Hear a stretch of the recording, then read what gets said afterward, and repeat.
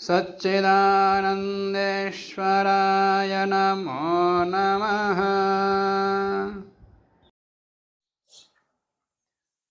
मनुस्मृति के पहले अध्याय के अंतर्गत 31वें श्लोक को हमने देखा, जिसके अंतर्गत लोक की समृद्धि के लिए 4 वर्णों की उत्पत्ति, 4 वर्णों की व्यवस्था की गई, ब्राह्मण, क्षत्रिय, वैश्य, शूद्र। ये किसके लिए की गई थी? लोक की समृद्धि के लिए, ये उसमें बता दिया था। और इन वर्णों की व्यवस्था के विषय में इस श्लोक का जो मूलभूत आधारभूत जो मंत्र है, ब्राह्मणों से मुखमासित, इस मंत्र की भी व्याख्या हमने विस्तृत रूप से जानने का प्रयास किया।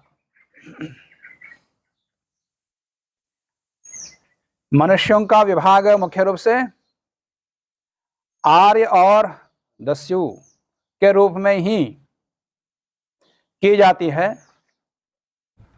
दस्यु किसको बोलते हैं? अकर्मा दस्यु हो, ऐसा ऋग्वेद में आता है।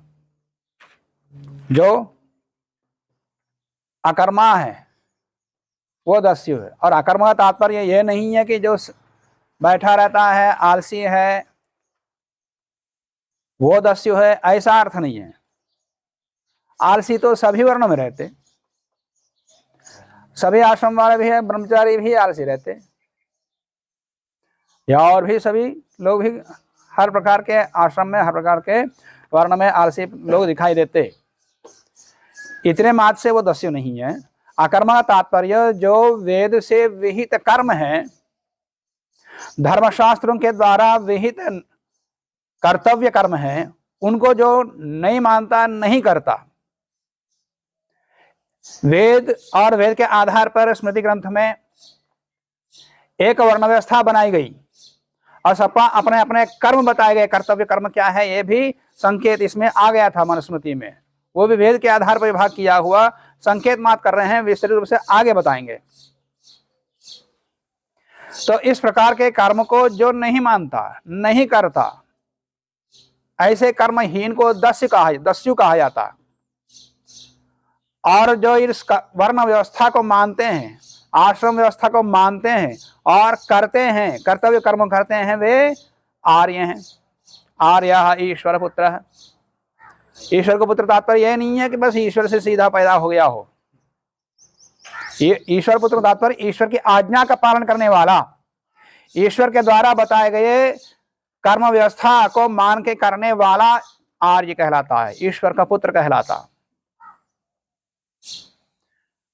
और उन्हीं में ही अंतिम वर्ण है शूद्र। इसके भी विषय में मैंने बता दिया था कि शूद्र का तात्पर्य वो शूद्र नहीं है जैसे कि आज के शूद्र हो। आज तो जन्मना वर्ण व्यवस्था हो गई। आज के शूद्र जन्म व्यवस्था के आधार पर, जाति व्यवस्था के आधार पर जो शूद्र है वो कोई डॉक्टर है, कोई इंजीनियर है, कोई लेक्चरर है, प्रोफेसर है। तो इस प्रकार से सब अलग अलग वृत्ति कर रहे हैं, तो वो शूद्र कहाँ रहे? है ही नहीं। तो उनका लक्षण मैंने बता दिया था। वेद के अध्ययन से जो पलायन करता है, शीघ्र पलायन करता है, वो शूद्र कहलाता है। स्वयं वंचित होता है, सामर्थ्य नहीं है। जो सामर्थ्यहीन है वो अपने कर्तव्य से समाज की उन्नति के लिए, समृद्ध समाज के गति के लिए निरंतर पुरुषार्थ करता है, वो शूद्र कहलाता। इत्यादि विषयों को हमने जाना। यहां सृष्टि की उत्पत्ति, मनुष्यादि की उत्पत्ति, वेदों का उपदेश, वेदों के माध्यम से धर्म की व्यवस्था आदि बतलाते हुए कर्म की चर्चा प्रारंभ हुई थी कि कर्म के आधार पर मनुष्यों को, मनुष्य आदि प्राणियों को जन्म मिलता है और कर्म के आधार पर ही वर्णों की व्यवस्था होती है। ये प्रसंग हमारा चल रहा है। इसके बाद भी वर्ण व्यवस्था ही चलना, वो कर्म व्यवस्था ही चलना चाहिए, कर्म के विषय में चर्चा चलना चाहिए। परंतु यहाँ थोड़ा कर्म के विषय में बतलाने से पहले जीवों का विभाग बताना आवश्यक समझा और उसे संकेत भी किया कि यहाँ इस प्रकार से प्रकरण बदला जा रहा है। यहाँ पर 31वें श्लोक के बाद 32वें श्लोक से कुछ भिन्न प्रसंग आ गया। ये तो पूरा प्रक्षिप्त है। ब्रह्मा से स्त्री पुरुषों की उत्पत्ति हो गई, फिर मनु की उत्पत्ति हो गई, माने एक विराट पुरुष की उत्पत्ति हुई, और उससे फिर मनु की उत्पत्ति हो गई, मनु से फिर 10 प्रजापतियों की उत्पत्ति हो गई। ये सारा विषय तो पहले हो चुका सबका। मनुष्यों की उत्पत्ति हो गई, साध्य ऋषियों की भी उत्पत्ति हो गई, और उनको वेदों का उपदेश भी हो गया, और फिर पूरे समाज की व्यवस्था के लिए, समृद्धि के लिए एक वर्ण व्यवस्था बनाई गई इत्यादि की चर्चा हो गई। फिर उसके पश्चात दोबारा यहाँ पर फिर मनुष्यों की उत्पत्ति लेके आना ये अप्रासंगिक है। केवल फिर 10 प्रजापति के बाद फिर 7 मनुओं की उत्पत्ति की गई, और इतना ही नहीं, यक्ष, राक्षस, पिशाच, गंधर्व, अप्सरा, राक्षस, नाग, सर्प, गरुड़ आदि आदि पता नहीं किस किस की उत्पत्ति यहाँ बता दिया। तो ये सारा अप्रासंगिक होने के कारण से और सृष्टि के नियम के अनुकूल ना होने से ये सब प्रक्षिप्त है। और इतना ही नहीं, आगे अब 42वें श्लोक से हम पढ़ते हैं। 42 से लेकर के आगे 49वें श्लोक तक कुछ विभाग किया, फिर उसके पश्चात फिर प्रक्षिप्त श्लोक आए। ये बीच के श्लोक भी कुछ प्रक्षिप्त हैं, जब यहां प्रक्षिप्त नहीं माना वो आगे मैं बताऊंगा।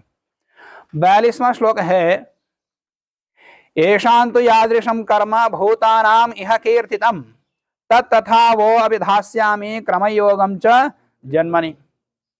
यहाँ पर ये इस प्रकार का प्रकरण प्रारंभ किया जा रहा है। मैं कहूंगा ऐसा बता दिया है क्या, यह यहाँ इस संसार में जिसकी उत्पत्ति करके व्यवस्था बनाई गई, उसमें येषां भूतानाम, जिन भूतों का, जिन मनुष्यों का, यादृशम कर्म कीर्तितम, मनुष्यों का जिस प्रकार से कर्म कह दिया गया या उनका है, यादृशम कर्म कीर्तितम माने ब्राह्मण, क्षत्रिय, वैश्य, शूद्र इत्यादियों का कर्म जैसा वेद ने अपना अपना कर्तव्य कर्म बताया, किस किस का क्या क्या कर्तव्य है, वो उसे तथा वैसा ही तथा च जन्मनि क्रमयोगम, वैसा ही जन्म में, उत्पन्न होने में, क्रमयोगम एक निश्चित प्रकार से उनका क्रम बताते,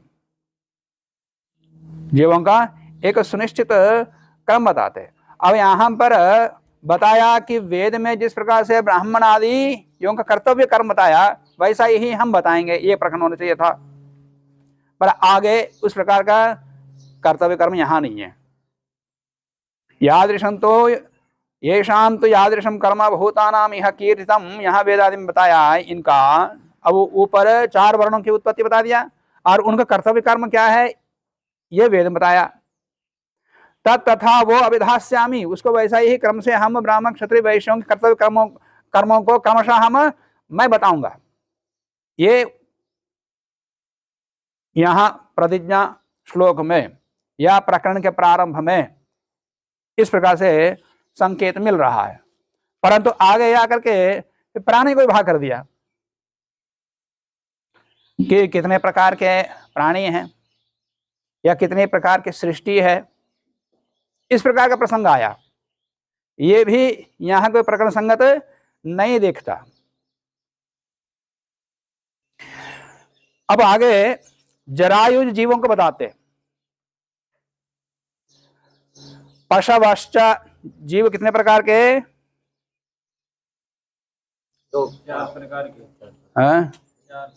4 प्रकार के जीव हैं या 4 प्रकार के जन्म है, जीवों का क्रम है, ऐसा कहा जाता है।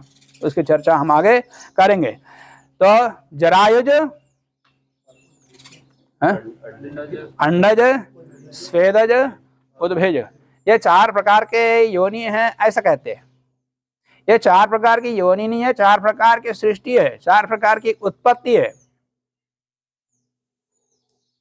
इसमें 3 तो योनि है, मतलब जन्म है, और एक योनिज नहीं है वो। तो इसलिए यहाँ 4 प्रकार की योनियां, ऐसा शब्द दिमाग में नहीं बिठाना, ये लोगों में बड़ा भ्रम बैठा हुआ है। एक तो ये प्रकरण यहाँ ऊपर वाले प्रतिज्ञा श्लोक से प्रकरण से संबंधित नहीं हो रहा, और मान भी लिया इस प्रकार क्रम यहाँ श्लोक में अभिप्रेत है, तो पहले जरायुज जीव बता रहे हैं। पशवश्च मृगाश्च एव व्यालाश्च उभयतो दतः रक्षांसि च पिशाचाश्च मनुष्याश्च जरायुजाः। पशवः माने ग्राम्य पशु, गाय आदि। मृगाः जो साधु मृदु स्वभाव वाले, हिंस्र क्रूर स्वभाव वाले नहीं, ऐसे मृग माने वन्य पशु, हिरण आदि, इनको उत्पन्न किया ये। और उभयतो दतः व्यालाः माने 2 तरफ दांत रहने वाले हिंस्र प्राणी, शेर, सिंह आदि, सिंह व्याघ्र आदि। और रक्षांसी पिशाचाः राक्षस और पिशाच, और मनुष्याः ये मनुष्य। और ये मनुष्य से भिन्न राक्षस पिशाच कौन है? पहले ग्राम्य पशु बता दिया, फिर वन्य पशुओं में अहिंस्र जीव बता दिया, फिर हिंस्र जीव बता दिया, और फिर मनुष्य। ये सब के सब जरायुज हैं, जरा से उत्पन्न होने, जेर से उत्पन्न होने वाले।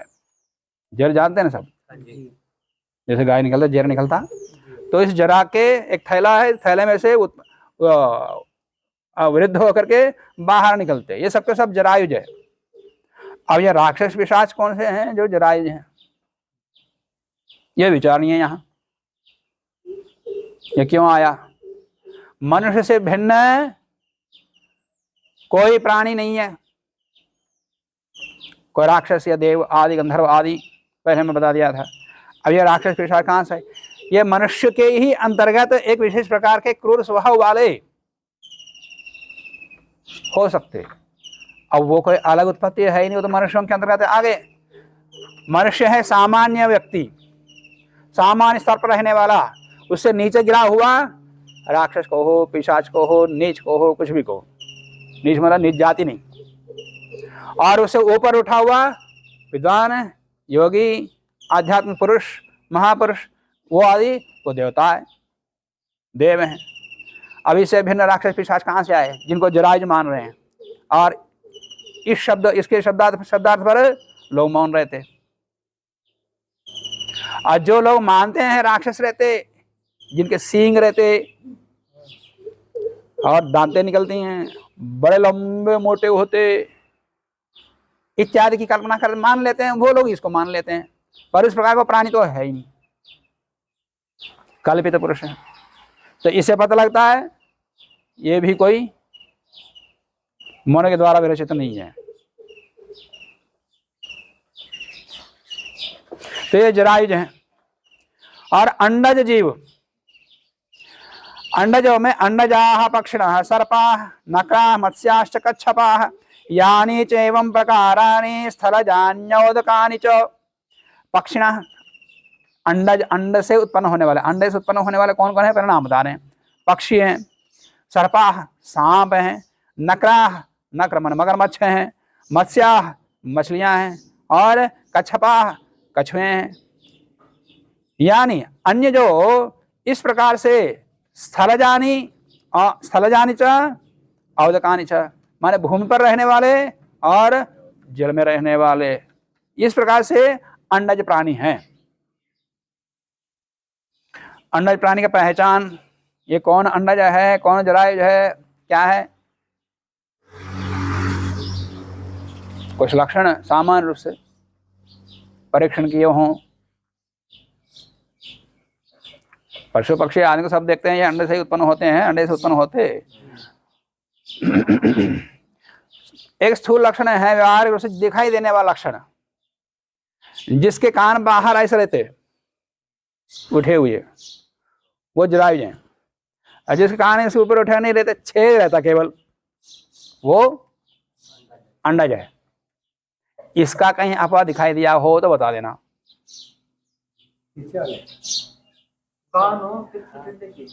अरे कान के कान बता रहा हूँ, ये कान ये ऊपर उठा हुआ दिखाई दे ऐसा, वो जायज है।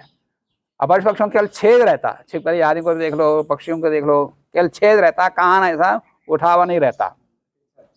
चमका करके रहता है। शब्द कान जब बोल दिया तो तिरछा पुरुषा क्या होता? कान उठा हुआ, कान रहता है नहीं, छेद कान रहता, कर्णेंद्र रहता पर अंदर रहता। ये तो इंद्र तो है नहीं, ये तो गोलक है, एक चर्म अवयव है। तो इस प्रकार से अवयव जिसको रहता है वो जरायुज है, और जिसको नहीं छेद है वो अंडज है। कोई नया प्राणी मिल गया, अब उसको ये अंडे से उत्पन्न हुआ, जरा से उत्पन्न हुआ, शंका उत्पन्न हुई, जिसको हम जानते नहीं, पहले देखा ही नहीं, नया प्राणी दिखाई दिया, तो वही कान देख लेना, कान है कि नहीं। तो कान नहीं है, केवल छेद है, तो समझ लेना ये अंडज है। हाँ। और उसके बाद स्वेदज, स्वेदज माने पसीने से। चलो कौन कौन है वो देख लो। स्वेदजम दंशमशकम युकामक्षिकमत्कुणम ऊष्मणश्चोपजायन्ते यच्चान्यत् किंचित् ईदृशम। दंशमशकम माने डंक से काटने वाले मच्छर आदि हैं, और युका माने जू आदि, मक्षिक मक्खी, मक्खी भी काटती हैं पर उनको अलग रख दिया। मक्खी तो कई प्रकार की हैं, एक सामान्य मक्खी जो यही नहीं काटती है, और ये भी काटती हैं, हाँ अलग रख दिया। हाँ, और मक्खी भी काटती हैं दोनों से।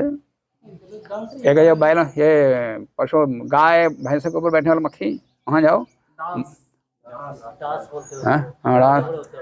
हाँ मच्छर से ज्यादा भयंकर काटते हैं।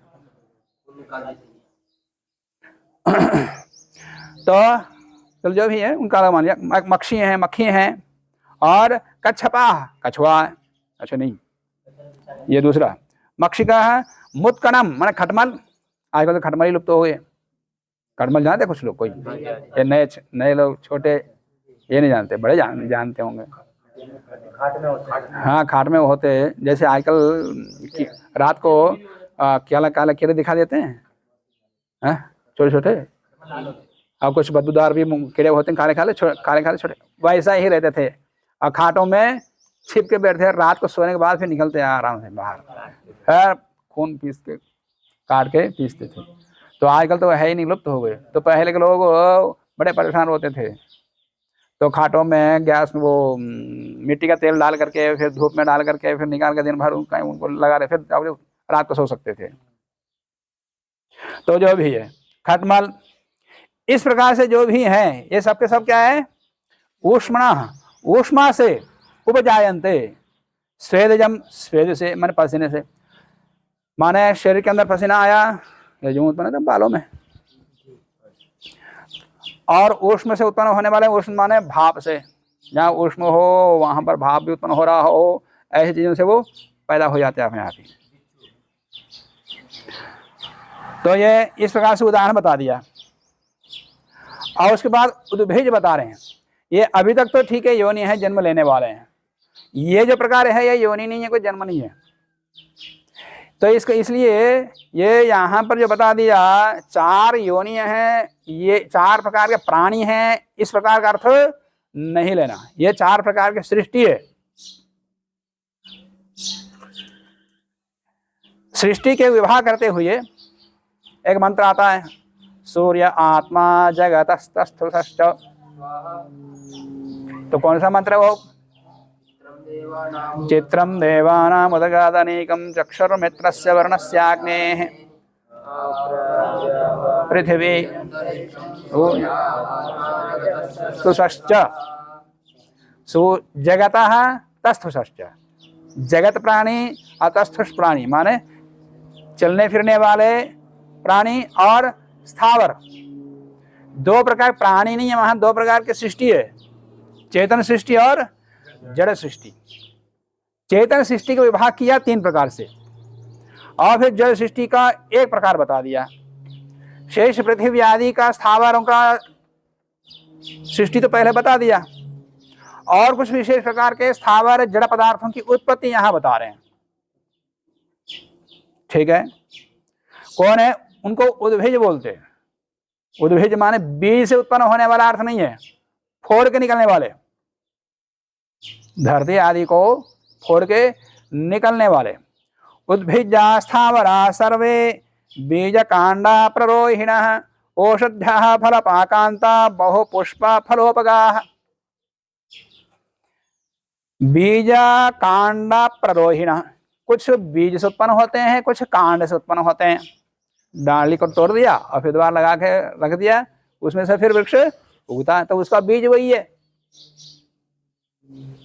कहीं बीज कांड में रहता है, और लता भी ऐसी होती है, लता तोड़ दिया और कहीं रख दिया। अमर बेल का होता है एक छोटा सा टुकड़ा ला के डाल दो, वो पूरा वृक्ष फैल जाता है। आपने कहा वो धरती फाड़ के निकलते हैं, ये तो धरती फाड़ के नहीं निकलता। दो प्रकार से हैं, धरती फाड़ के भी, बीज निकल के भी। तो बीज कांडा प्ररोहिणः, बीज से उत्पन्न होने वाला बीज को भी तोड़ देता है और धरती को फाड़ता नहीं फाड़ता। कांड से उत्पन्न होने वाला है माने किसी न किसी तोड़ कर निकलने वाला, किसी न किसी को तोड़ कर निकलने वाले यहाँ बताया। वो कौन कौन है? बीज कांडा प्ररोहिणः, बीज से और शाखा से उत्पन्न होने वाले सर्वे स्थावरा, सभी स्थावर स्थिर रहने वाले पदार्थ, जड़ पदार्थ। जीव नहीं लेना, यहाँ जीव लिखा है, स्थिर रहने वाले जीव, यहाँ को जीव का प्रकार है ही नहीं। ऊपर ठीक है, तीन प्रकार के चेतन जगत को बता दिया, जड़ जगत को पृथ्वी आदि की उत्पत्ति पहले बता दिया। जो मंत्र अभी मैंने बोला था, आत्मा जगतस्तस्थुषश्च, तस्थुषश्च पर स्वामी जी लिखते हैं स्थावर अर्थात पृथ्व्यादि लोक। वहां स्पष्ट बता रहे हैं स्थावर का मतलब स्थावर जड़ पदार्थ पृथ्वी आदि, उदाहरण बता दिया। तो इस प्रकार से यहां पर कोई चार प्रकार के प्राणी, ये अर्थ नहीं लेना। कारण क्या है अभी मैं आगे बताऊंगा, अगले आगे श्लोक आएगा।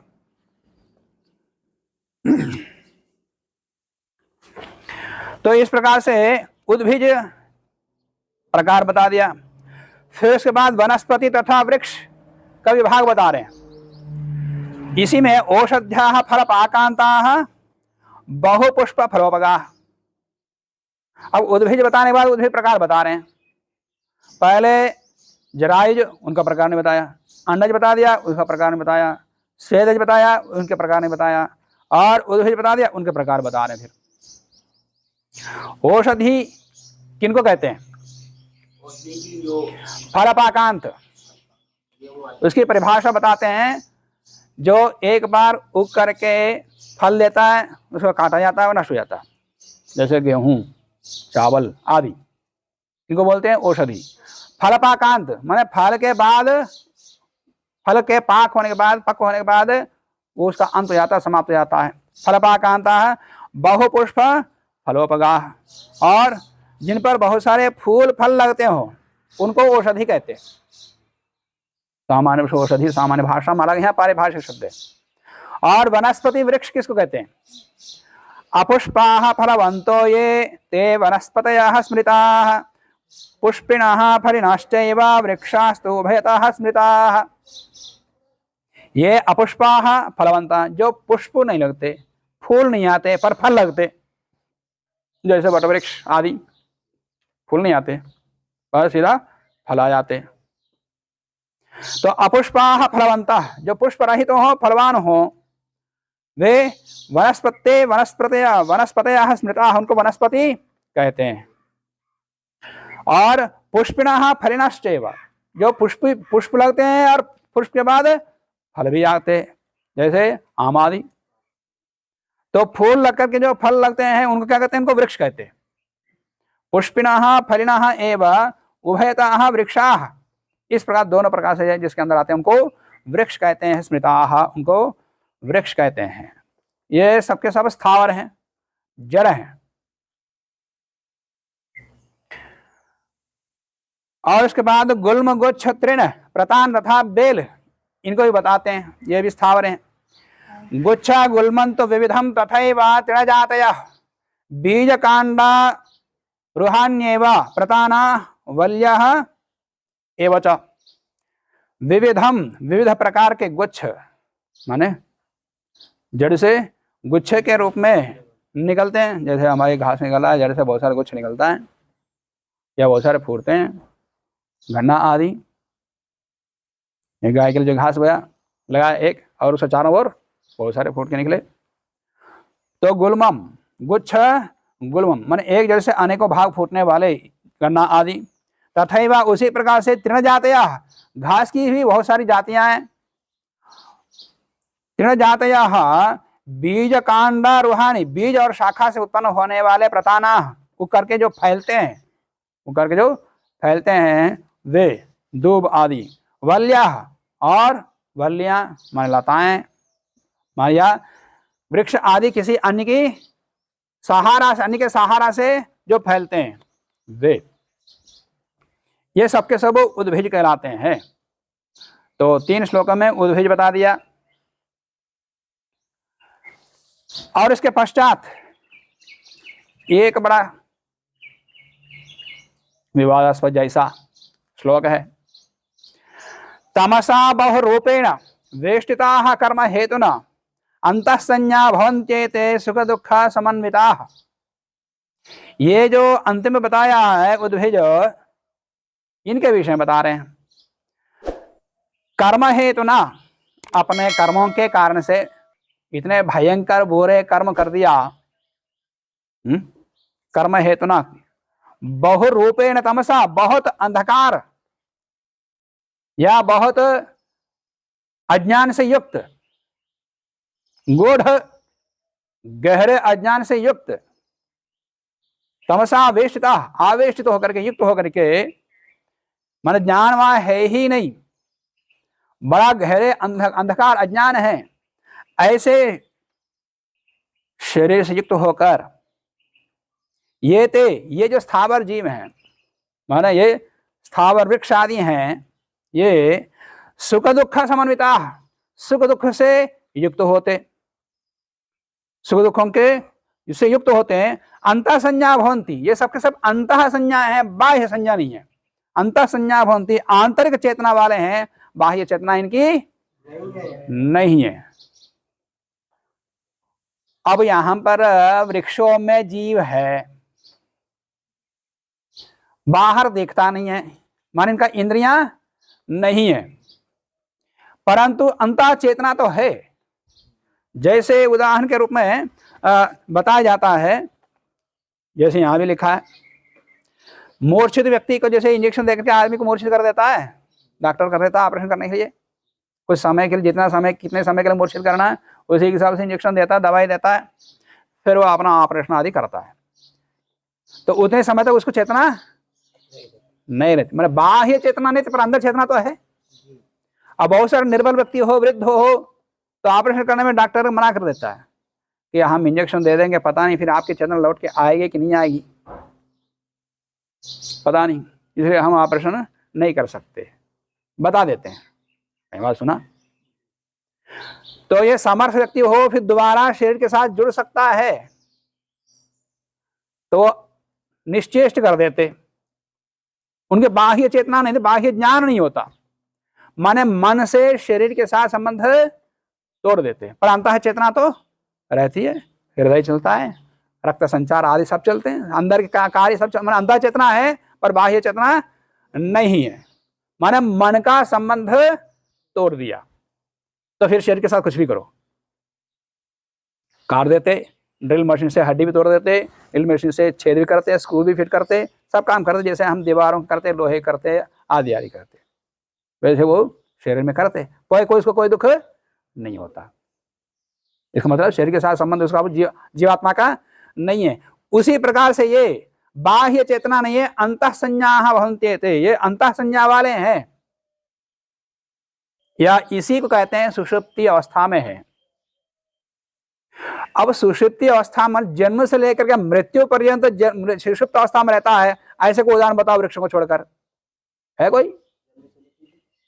उत्पत्ति से लेकर के नाश तक केवल सुषुप्ति अवस्था में रहता है, ऐसा कोई उदाहरण है? नहीं है जी, पागल नहीं है। वो तो बाह्य चेतना रहता है।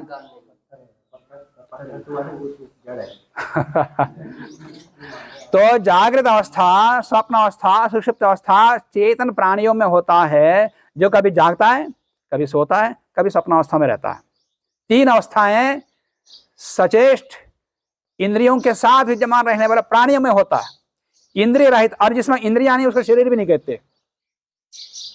शरीर का लक्षण क्या है? शरीर का लक्षण चेष्टेन्द्रियार्थाश्रय आश्रय शरीरम, जिसके अंदर चेष्टा से युक्त इंद्रियों का आश्रय हो उसको शरीर कहते हैं। और वो यहां दिखता है नहीं तो उनको हम शरीर नहीं कह सकते। और उसके अंदर कर्मफल, यहां क्या कहा? कर्म के कारण से गहरे, माने बहुत इतने भयंकर पाप कर्म कर दिया, उसको बड़े गहरे अंधकार युक्त, अज्ञान युक्त, चेतना रहित शरीर उसको मिल गया।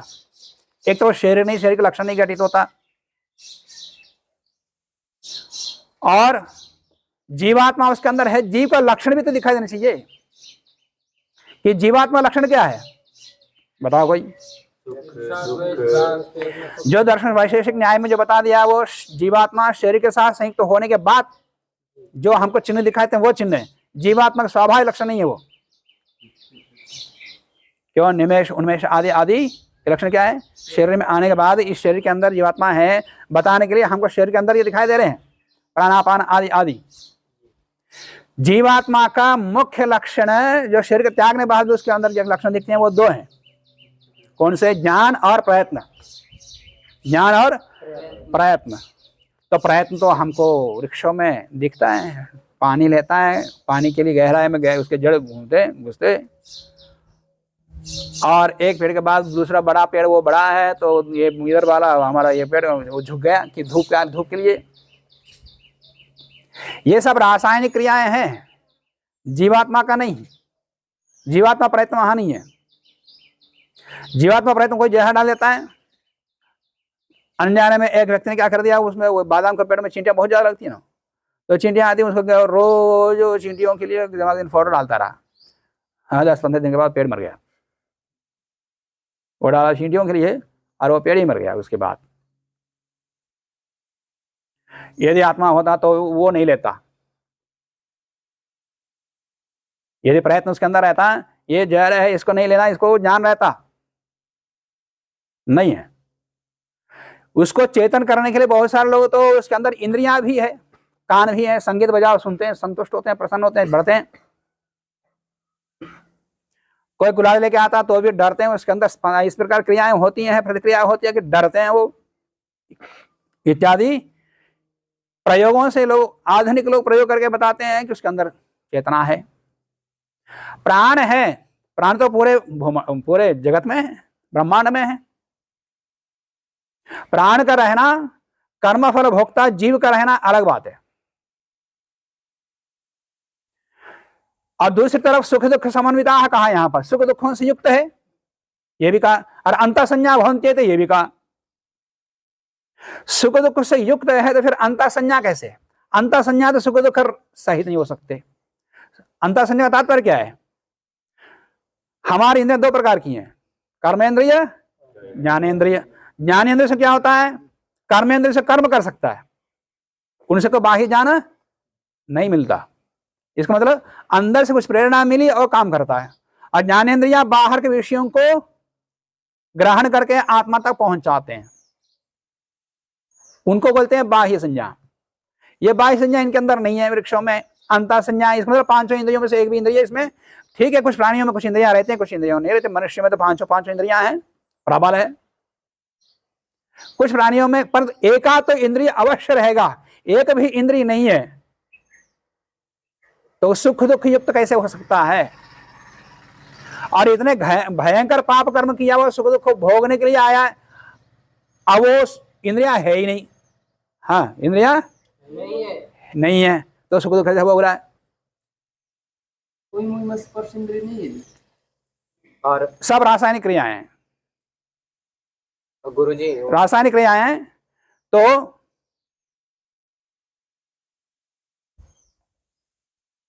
सुख दुख का जो जब इंद्रियां ही नहीं है, और आत्मा और इंद्रियों के बीच में मन भी रहना चाहिए। आत्मा और इंद्रिय के बीच में मन, बुद्धि, अहंकार, ये तीन अंतर इंद्रिय भी रहना चाहिए। दर्शन की प्रक्रिया सृष्टि के नियमों के अनुकूल है, वो यहां घटित होना चाहिए। बिना अंतर इंद्रियों के बाह्य इंद्रियों का ज्ञान आत्मा तक पहुंच नहीं सकता। और यदि मान लिया कि बाह्य इंद्रिय नहीं है, अंतर इंद्रिय है, पर सुषुप्तावस्था में, सुषुप्तावस्था में कह ही नहीं सकते, क्योंकि जागृत अवस्था की दृष्टि से वो जागृत अवस्था में कभी दिखाई देते नहीं। आदमी कभी जागता है, कभी सोता है, कभी गहरी नींद में रहता है। तो इस प्रकार की अवस्था वृक्षों में जन्म से लेकर मृत्यु पर्यंत सुषुप्तावस्था, पत्थर भी, सारे पृथ्वी, सूर्य, चंद्र आदि सारे क्षेत्र में हो जाएंगे। फिर वो तो चलते फिरते हैं, और फिर भी उनको तस्थुषा कहा, माने स्थावर है वो, क्यों? जड़ है। सूर्य चंद्र चलते कि नहीं चलते, और फिर भी उनको स्थावर कहा है। फिर भी उनको स्थावर कहा है क्योंकि जड़ है। स्थावर का अर्थ स्थिर रहने वाले प्राणी नहीं है, स्थावर का अर्थ जड़ पदार्थ। अनेकों स्थान पर स्वामी जी ने भी किया है। और आपको मैं बताता हूं, अभी मैं ज्यादा प्रमाणों के अंतर्गत नहीं जाऊंगा, बड़ा विवादास्पद विषय है, विद्वानों में कोई मानता कोई नहीं मानता, पर मुझे कोई दर्शन की प्रक्रिया इसमें दिखती नहीं है। परस्पर चेतनता सिद्ध करने के लिए ये श्लोक देते, संज्ञा है, परंतु मूर्छित है। अब मूर्छित होने के बाद उसमें इंद्रियां हैं, किस आधार पर निर्णय करते हो? जो जीवन भर मूर्छित किया हुआ है, तो जीवन भर पत्थर भी तो मूर्छित किया हुआ, उसके अंदर भी जीवात्मा है। उससे भी ज्यादा गहरे पाप कर्म किए हुए जीव उसके अंदर है, परंतु उसका तो अंता संज्ञा भी नहीं है।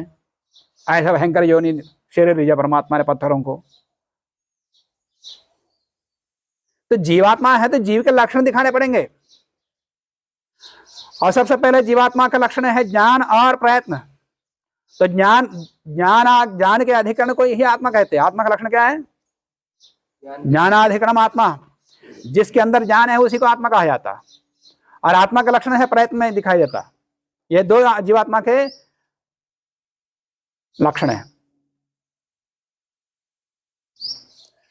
सेंद्रियम चेतनम द्रव्यम निरिंद्रियम अचेतनम, चरक में आता है। सेंद्रियम चेतनम, जो इंद्रियों के साथ है, इंद्रिय का तात्पर्य ज्ञानेंद्रियों के साथ है, वही चेतन है। और निरिंद्रियम, जिसके अंदर ज्ञानेंद्रियां है, वो अचेतनम। अब इसके अंदर इंद्रियां है ही नहीं। अब अंतर संज्ञा, रासायनिक क्रिया तो इससे ज्यादा भयंकर प्रकृति में सब जगह दिखाई देती है। तो इतने मात्र से कर्मफल भोक्ता जीवात्मा का अधिष्ठान हम नहीं मान सकते। भ्रम होता है, बीज लगा दिया, उत्पन्न हो गया और बढ़ रहा है, इतने मात्र से चेतनता की सिद्धि नहीं होती। चेतनता माने प्राण रहना अलग है, कर्मफल भोक्ता जीव का रहना अलग है। सत्यार्थ प्रकाश में 13वें समोल्लास में एक समीक्षा, वो 81वां समीक्षा है, 81। ईसा जा रहे थे, रेगिस्तान में कहीं घूम रहे थे, उनको भयंकर भूख लगी। इधर देखा एक गोलक का वृक्ष दिखाई दिया, तो गोलक के फल मिल जाएंगे, खाऊंगा। वहां गए, अरे एक भी फल नहीं उसके अंदर। क्रोध आया, उसको शाप दे दिया, तो शाप दिया तो सूख गया। और उस प्रसंग को लेकर स्वामी ने समीक्षा किया कि भला जो वृक्ष जड़ पदार्थ है, उसका क्या अपराध था कि उसको शाप दे दिया। उनको ऋतुओं का ज्ञान नहीं है कि किस ऋतु में उसको फल रहते हैं, किसके अंदर किस ऋतु में फल नहीं रहते, इतना भी ज्ञान नहीं। और लोग कहते हैं बड़े शांति दूत है। शांति दूत का है जो बेमौसम में जाकर के फल नहीं आएगा, क्रोधित होकर के उसको शाप दे दिया, मार दिया। ये प्रसंग वहां पर समीक्षा किया। भला जो वृक्ष जड़ पदार्थ है उसका क्या अपराध है। अनेक प्रसंग है, और जहां पर मनुस्मृति का भी उद्धृत किया वो अलग प्रसंग है। मैं उस प्रसंग को अभी नहीं लूंगा। चेतन के लक्षण को भी स्वामी जी कहते हैं, जैसे अभी मैंने चर के विषय में बताया, सेंद्रियम चेतनम द्रव्यम और निरेंद्रियम अचेतनम। इसी प्रकार लक्षण स्वामी जी करते हैं आर्योदेश रत्नमाला में। जो पदार्थ ज्ञानादि गुणों से युक्त है उसको चेतन कहते हैं, और जो वस्तु ज्ञानादि से रहित है उसको जड़ कहते हैं। तो जीवात्मा का लक्षण ही ज्ञान है, अज्ञान का परिणाम ही क्रिया है, प्रयत्न है। जहां ज्ञान नहीं है उसको चेतन को सिद्ध करने में किस आधार पर करते? तो परमात्मा रूपी चेतनता सब जगह है। और हमारे शरीर के अंदर भी जो प्राण चल रहे हैं ना, ये जीवात्मा कारण से है क्या? बताओ कोई। हमारे शरीर के अंदर भी जो प्राण चल रहा है, श्वास प्रश्वास चल रहे हैं, ये जीवात्मा कारण से नहीं है। किसके कारण से? परमात्मा कारण से। हम सुषुप्तावस्था में रहते, या जिस समय क्लोरोफॉर्म दिया जाता है उस समय भी प्राण चलता कि नहीं चलता? तो जीवात्मा के साथ शरीर का कोई संबंध है ही नहीं, फिर कैसे चल रहा है? हम सुषुप्तावस्था में गए, इसका मतलब शरीर के साथ संबंध उसका टूट गया, और रोज सुषुप्तावस्था आती है, परंतु प्राण चलता है, रक्त संचार चलता है, हृदय भी चलता है। ये सारा परमात्मा के अधीन है। तो वैसे परमात्मा कारण से ही, परमात्मा की चेतनता से ही सारे जगत में चेतनता दिखाई देती है, गति दिखाई देती है। तो परमात्मा के चेतनता कारण से ही वृक्षों में प्राण शक्ति है, ना कि कर्मफल भोक्ता जीवात्मा। अनेकों प्रमाण है। अभी कुछ दिन पहले व्याकरण में भी आया था, व्याकरण में तो 50 प्रमाण है, और अन्य शास्त्रों के भी बहुत सारे प्रमाण है। प्रमाण के विषय को छोड़ दो, युक्ति अयुक्ति तर्क वितर्क को छोड़ दो। यहाँ कोई जीवात्मा और शरीर का लक्षण, जीवात्मा लक्षण का घटित नहीं होता वृक्षों में, और शरीर के लक्षण भी घटित नहीं होते। और जीवात्मा शरीर के बीच में अंतर इंद्रिय चाहिए, मन बुद्धि अहंकार चाहिए। अहंकार मतलब मैं हूं, यह अनुभूति होना चाहिए। अनिश्चयात्मक बुद्धि भी रहनी चाहिए, और शरीर आत्मा के बीच में ज्ञान का प्रवाह कराने वाला मन भी चाहिए। और उसके बिना हम सुख दुख युक्त नहीं कह सकते। जब चेतनता सिद्ध करते हैं तब सब सिद्ध करते हैं, और जब पाप की बात आती है तो फिर अब पशुओं को मार के खाने में, पेड़ वृक्ष सब्जियां काट के खाने में क्या अंतर है मुझे तो बताओ। प्राण तो प्राणी होता है, चाहे हाथी को मारो, चींटी को मारो, मच्छर को मारो, हिंसा ही होती है। उनके फल का भक्षण करना है तो ईश्वरीय व्यवस्था है। तो ईश्वर की व्यवस्था मांसाहारी ये भी कहते हैं हमारे लिए बना दिया, बकरे का क्या फायदा बताओ? नहीं, जो तो मांसाहारी पशु बनाए अलग से जी, उनकी अलग से वो भी बना रखी, वो मांसाहारी में गुण मिलेंगे जी, वो अलग बात है। मांसाहारी परंतु शरीर की बनावट अलग है, आंखों का साइज अलग है, उनके दांत अलग है, सब चीजें अलग है, वो लक्षण अलग है।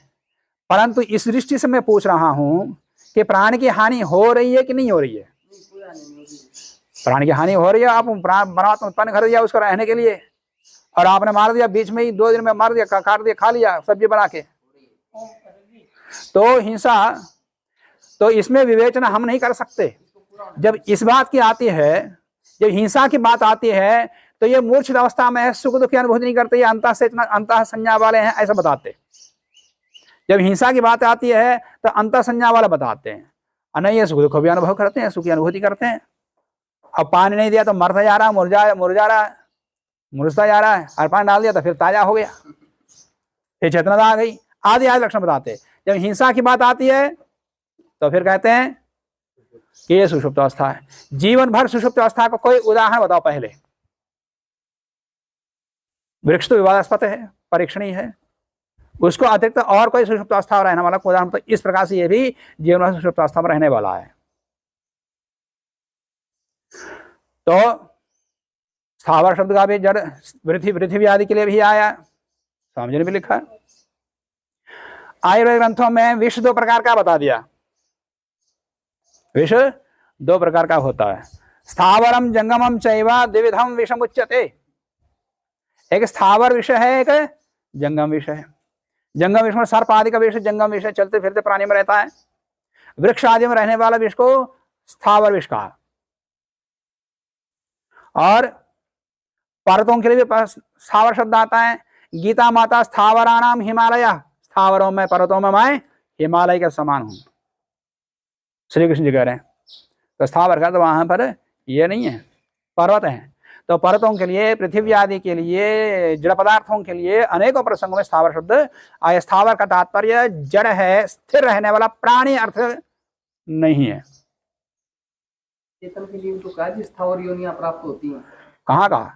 सत्याप्रकाश में भी। सत्याप्रकाश का प्रसंग मैं अलग दिन लूंगा, एक कक्षा अलग लूंगा। अभी सत्याप्रकाश का ही मैंने आपको बता दिया कि भला जड़ वृक्ष का क्या अपराध था, उसको शाप दे दिया। सत्याप्रकाश का प्रसंग बता रहा हूं। और जहां पर मनुस्मृति का यही श्लोक उद्धृत करके स्वामी जी ने लिखा है, उस प्रसंग को पुस्तक लेके आओ, प्रसंग लेके आओ, फिर मैं वहां का अर्थ बताऊंगा। तो आज क्या हम उस प्रसंग को ज्यादा नहीं लेंगे। तो वृक्षों में जीवात्मा है, ये शरीर की संरचना सिद्ध नहीं होती। प्राणियों की संरचना जैसे होती है, या शरीर का आत्मा के साथ बीच में संबंध व्यवहार दिखाई देता है, उस पर व्यवहार संबंध दर्शन की प्रक्रिया, वैज्ञानिक प्रक्रिया दिखाई नहीं देती। इसलिए वृक्ष जड़ पदार्थ है। तो यहां पर 4 प्रकार की सृष्टि बताई गई, ना कि 4 प्रकार की योनि, 4 प्रकार के प्राणी नहीं बताया। एक और दूसरा यहां पर, इसे पहले के प्रक्षिप्त श्लोक है, बाद में प्रक्षिप्त श्लोक है। अब बीच में यहां पर प्राणी को विभाग को प्रसंग नहीं बैठता। और जो प्रतिज्ञा बता दिया कि यहां पर कर्म जो ब्राह्मण क्षत्रिय वैश्य शूद्र बताया, उनका क्रमशः कर्म बताएंगे। यहां का ब्राह्मण क्षत्रिय वैश्य का कर्म बता रहे हैं, प्रतिज्ञा कर दिया, इनका क्रमशः कर्म बताएंगे। क्या कहा?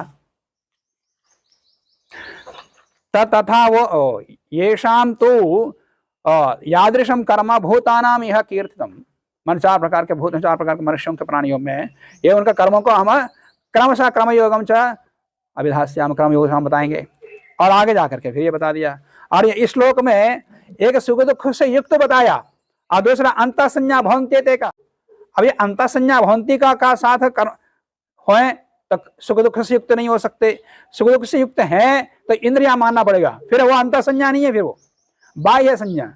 और जो जीवन भर मूर्छित है, वो किस बात का भोग रहा है, वो कौन से कर्म का फल भोग रहा है? जो जीवन भर मूर्छित है, जीवन भर किसी को जन्म होते ही उसको मूर्छित कर दिया, अब वो कौन से सुख दुख भोग रहा है? मुझे बताओ कर्म लक्षण। इतने भयंकर पाप कर्म कर दिया, जिसके लिए शरीर दिया परमात्मा ने, वो कौन सा दुख भोग रहा है? कौन सा कर्मफल भोग रहा है? कर्मफल भोगने के बिना इंद्रिय के कर्मफल भोगा जा सकता है क्या? जीवन भर मूर्छित है, ये भी बताया जा रहा। और दूसरा सुख दुख से युक्त है, यह बताया जा रहा। ये दोनों परस्पर विरुद्ध बातें हैं यहाँ पर। इसलिए यहाँ प्रक्षिप्त श्लोकों के बीच में यह प्रकरण ही प्रक्षिप्त है। और विभाग, ये सृष्टि को विभाग अन्यत्र बताना चाहिए। और ये श्लोक तो बिल्कुल ही मनु का नहीं है, सुख दुख से युक्त भी है, और बहुत ये अंत संज्ञा भी हो, अंतः ज्ञान वाले हैं, बाह्य ज्ञान वाला नहीं है, इत्यादि। और साथ में ये कर्मफल भोगता है, बड़ा भयंकर पाप कर्म कर दिया, नीच कर्म कर दिया, इसलिए ये योनि मिला है, शरीर मिला है, यही तो लिखा है। स्वामी जी ने सत्याप्रकाश में भी आया। वैसा वहां स्वामी का अभिप्राय वहां है ही नहीं, जैसा लोग अर्थ समझते वहां पर। शब्दों को देख करके ऊपर ऊपर समझना अलग बात है, गहराई से सोचना पड़ता है। वहां स्वामी का अभिप्राय वहां वाक्य से निकलता नहीं इस प्रकार का, वो अलग मैं कक्षा में बताऊंगा। भोक्ता कहने के लिए एक श्लोक मैंने बता दिया था, आत्मानम रथनम विद्धि शरीरम रथमेव तु, आगे बुद्धिं तो सारथिम विद्धि मनः प्रग्रहमेव च। आगे क्या बताया बताओ? इंद्रियाणि हयान्याहु विषयांस्ते गोचरान। आगे आत्मेन्द्रिया मनोयुक्तम भोक्ता इत्याहुर्मनीषा। भोक्ता उसको कहते हैं आत्मा हो, इंद्रिय हो, और इनके बीच में मन हो। आत्मेन्द्रिया मनोयुक्तम भोक्ता इत्याहुर्मनीषा। ये 3 हमको वृक्षों में सिद्ध कर दिखाओ। आत्मा है, आत्मा लक्षण दिखाओ, ज्ञान। इंद्रियां है, इस प्रत्यक्ष है, सब मानते हैं, इसलिए यहां अंत संज्ञा कह दिया। आगे भी काश लोग आएंगे इस प्रकार से। जो सामान्य रूप से मानता है आदमी जीवात्मा है, उसने ये श्लोक बना के इसमें मिला दिया। जीवात्मा, ये वृक्षों में जीवात्मा का विषय जनियों से आया, उससे पहले था ही नहीं। जनियों के प्रभाव से हमारे लोगों ने भी मानना शुरू कर दिया। और इस प्रकार की मान्यता वाला श्लोक बना करके इसमें लगा दिया। आगे भी 2-3 श्लोक आएंगे।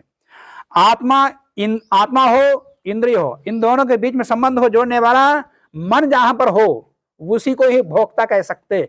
वो जीवन भर मूर्छित है, अब मूर्छित होकर कौन सा दुख भोग रहा है, इस पर विचार करना। तो आज के प्रश्न को यहीं समाप्त करेंगे। यद्यपि ये बड़ा विवादास्पद विषय रहा है ही नहीं, बना दिया लोगों ने, तो इस पर गहराई से विचार कर लेना। चाहे तो किसी दिन अलग कक्षा इस विषय को लेके प्रमाणों के साथ, युक्तियों के साथ, शंका समाधान के साथ बताएंगे। इसके पश्चात फिर 2 श्लोक फिर प्रक्षिप्त आए, फिर उसके पश्चात फिर दूसरा प्रसंग आया, परमात्मा की जागृत अवस्था, परमात्मा की स्वप्न अवस्था, परमात्मा की सुषुप्त अवस्था, परमात्मा की अवस्था में पहुंच गए प्रसंग। आगे प्रतिज्ञा क्या कह दिया कि ब्राह्मण आदियों का कर्तव्य कर्म क्रमशः हम बताएंगे, यह बताया, और यहाँ विभाग और कुछ बताया, उनका कर्म बताया नहीं। फिर आगे जाके परमात्मा का आ रहा है। तो आज जो श्लोक पढ़ा एक भी इसमें प्रखंड से संगति नहीं लगती। तो आज की कक्षा को हम यही समाप्त करते हैं। शेष प्रसंग को हम अगली कक्षा में देखेंगे। अलम ओम।